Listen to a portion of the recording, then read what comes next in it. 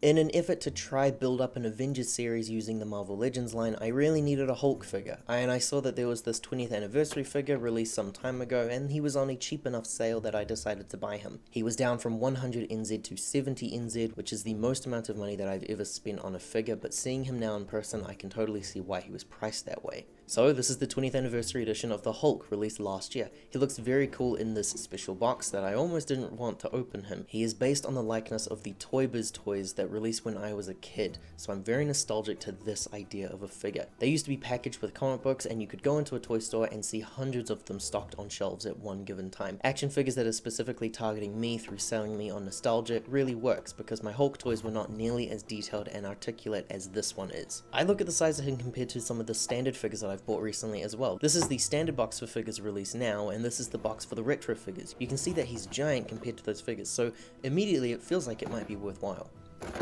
Out of his packaging and displayed with all of his accessories, he might be one of my favorite purchases in some time. I've been posing him around and I'm very impressed with all of his movements. He's very similar to that Beast figure, but we'll get into that in a little bit. This figure was a big gamble on my end, but he's been worth it and I think will make a great addition to my scenes. He utilizes some really nice coloring, like using different shades of greens for shadows and some blacks as some highlights. Everything moves pretty well, his joints feel really solid, but his hands can pop off pretty easily. It's not too much of an issue though. I won't be moving those around as frequently or anything.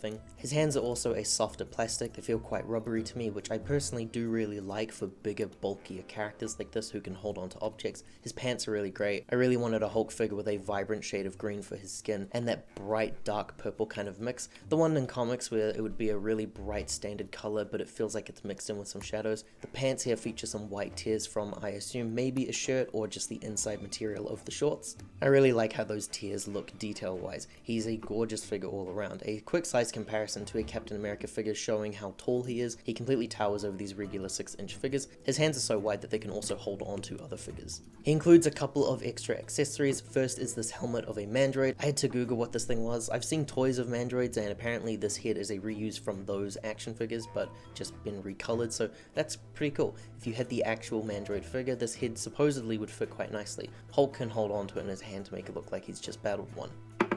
He's also got an extra face of an angry expression. The details on both look really good. At first glance, the green highlights in his hair kind of look like paint chipping away. That's just because that's what really old toys look like today. It took me some time to get used to the different expressions, but there's just so much detail to appreciate on them here, so I really do like both faces. He has 2 extra fists if you don't want him with these neutral hands, but I like his neutral hands more though, so that's just me. Finally, he has this really nice looking display stand, which includes a piece of a card for a background. I recently looked at the McFarlane early works with the Matrix figures and I talked about how much I really love those toys using cardboard backgrounds. It's cool now to have a modern day company take on that design. The card is reversible to have a comic book print instead of the backdrop that's been shown. My one was snagged inside the packaging though, so there's a small mark on the comic book side and a full tear on the other side. That really sucks. I really like them both for doing something completely different to one another. If you want just a standard figure, then the background is probably the better fit, but if you want a celebration display, the comic book is a much better option. He can stand on his display, but just barely. The stand was clearly designed for the other figures in the wave, but that's why they also include a second display stand. This is a dynamic concrete display that gives off the illusion that Hulk has crash landed here and is breaking the ground. It's a really great piece.